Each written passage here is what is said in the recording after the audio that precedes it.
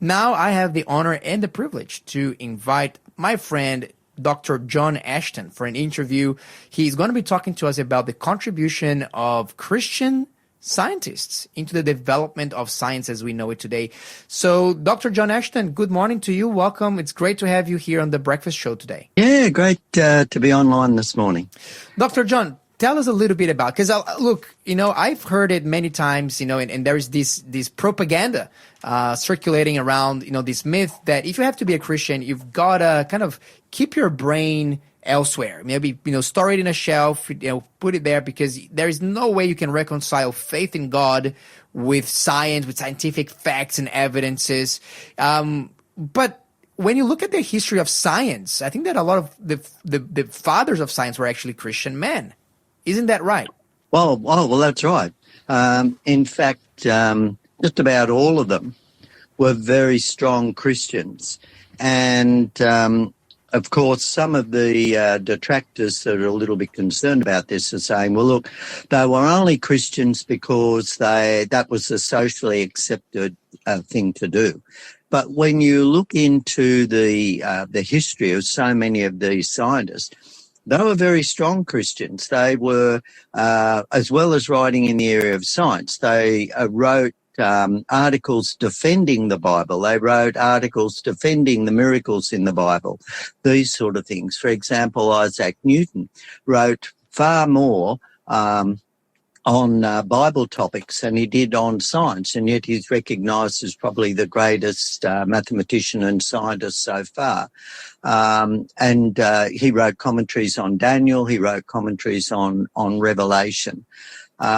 So, this is one of the aspects, again, that show that these guys were really strong Christians and God blessed them. And one of the things that has happened is that on the other side of this, we have a lot of false stories that have been circulated. For example, another very strong Christian was Christopher Columbus. And but back in the 1840s, the very popular author Washington Irvine, an American author who wrote a lot of not only plays and novels, but wrote on history as well. He was the ambassador to Spain at one stage for the United States. He wrote a book on the history of Columbus and wrote that Columbus had this big argument with the authorities at the University of Salamanca, who were all promoting flat Earth, and that there was this big conflict between the Bible, and that the Bible taught the flat Earth, and that people believed in the Middle Ages that the Earth was flat, and so forth. Largely from that text in Revelation talks about the four corners of the earth. I think it might be Revelation 7. I can't remember. But in actual fact, of course, there was no such conflict. Most of the educated people in Europe at that time knew that the earth was a sphere. As a matter of fact, they'd calculated the diameter of the earth. And there was some of the calculations were actually quite close as well. And we forget that with Christians that essentially set up the universities, like the University of Paris, the University of Salamanca, Oxford, Montpellier, all these universities that became the famous learning centres of Europe were founded by Christians. I heard that Harvard University was also established actually as a Christian missionary training center. Oh, yes. Most of the Ivy League universities in the States were all founded on Christian basis. Yeah, they were founded as Christian universities. And so what has happened is we find that down through the literature, there's been a lot of false claims along this line. If we go to, some of the more recent ones, like Carl Sagan, he wrote a number of books and articles claiming that the Bible taught a flat earth and essentially then went about debunking it, sort of thing. And of course he was so widely read that well, this has helped promote this concept that, educated people, reject the Bible account. And he wrote along the lines that unless we stop teaching, Bible aspects, that we're going to, send civilization backwards, take us back into these so-called dark ages, which again is a misnaming of what has actually happened. Of course, the film that came out in 1955, and then I think a little bit later, 1965 as a film, Inherit the Wind, which was an account of the Scopes trial. So the Scopes trial was where this teacher in the United States was a setup, really. But it was supposedly teaching evolution in a state school. And at that stage, though, it wasn't legal to teach evolution in a state school. And this trial was drummed up. But essentially, the way the film was presented was that at all costs, the public must be protected against this so-called teaching of creation that science has debunked. But if we look at some of the greatest scientists like James Clerk Maxwell, and Einstein said he was the greatest scientist mathematician since Newton. He showed that light was a combination of electric and magnetic fields, developed Maxwell's equations, which were quite advanced, developed the kinetic theory of gases and so forth to explain gas movement at a molecular level, all these sort of things. He was a very strong anti-evolutionist. Another very strong anti-evolutionist was Joule, the thermodynamicist, and we have the unit of heat named after him. He was, again, a very strong anti-evolutionist. Well, I think of Francis Crick as well, the man that won the Nobel Prize for his research in decoding the human genome, DNA. He also became a very strong creation advocate. But in his case, he said he started as an evolutionist, and the more he studied the DNA, he said, look, there's no way this can have happened by random. Like, you cannot create a language by random chance. So it's really a myth that is largely getting debunked, particularly by the history of Christianity and even modern day scientists, isn't it? Oh yes, definitely. Another one was Fleming, who developed the whole concept of the radio valve, and hence modern communication. Again, he was a very strong anti-evolutionist. These guys spoke out so strongly against this. Another thing that we forget too was that I forgot his name now.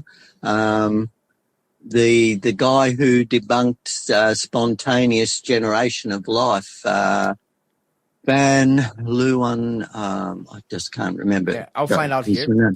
Yeah. He, again, he was a very strong Christian. So many of these guys that laid the foundation for modern Christianity and actually debunked some of the old myths. Well, I thought it was Pastor. Wasn't it Pastor that? No. Another guy? Van Leeuwen.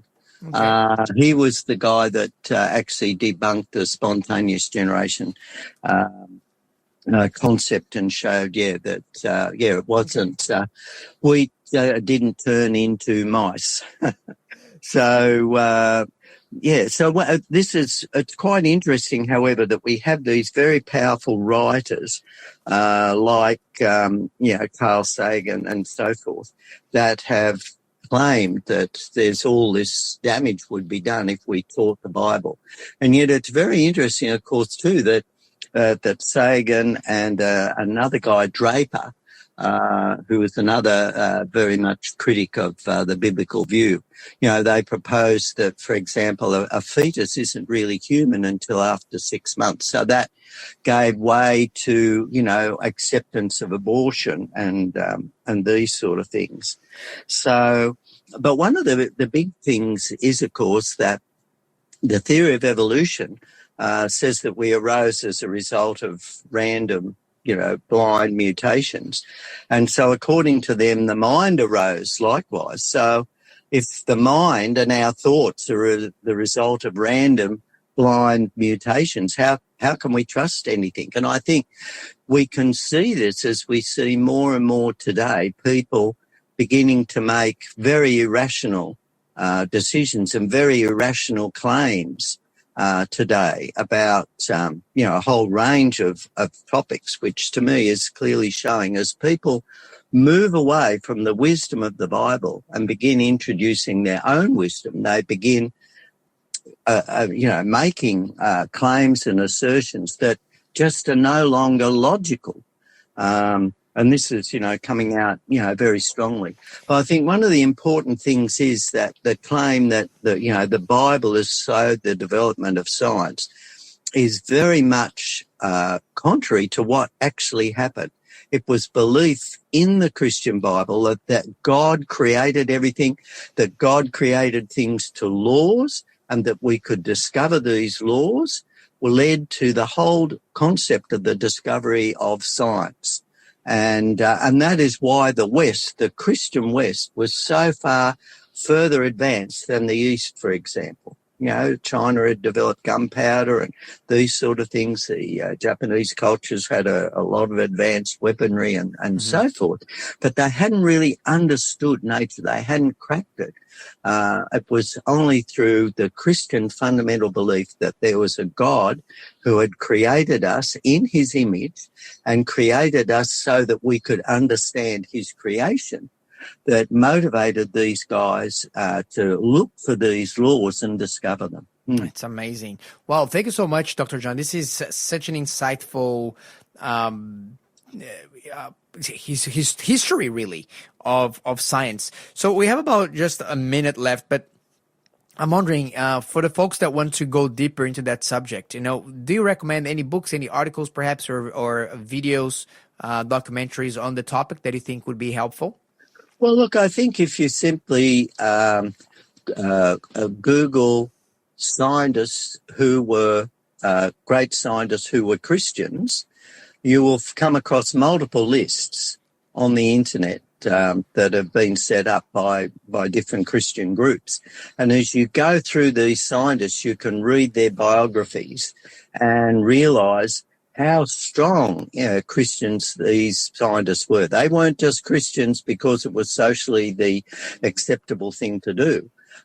They had very, very strong beliefs in God. And as a result of that, and that belief in God motivated their scientific research. And furthermore, a lot of them got clues from the Bible itself. Like the guy who discovered ocean currents. The Bible talks about the pathways in the seas that led him to develop that. And the other thing was, I believe that as God says, as we pray to him, God gives us wisdom. And God gave those people wisdom. And people like Newton and Maxwell were head and shoulders above all their peers in terms of their mind being able to understand nature. Maxwell's discoveries and breakthroughs were absolutely brilliant and opened up so much of the science today. And he was such a strong Christian. Wow, that is amazing. And look, for you listening friend, if you would like to get a book, if you'd like to find out more about creation, text me here to 0491-064-669 with the code word #creation, and we can point you to some really useful, interesting resources for you. Thanks for being a part of the Faith FM family. Join our community on Facebook or get in touch at 1-800-FAITH-FM.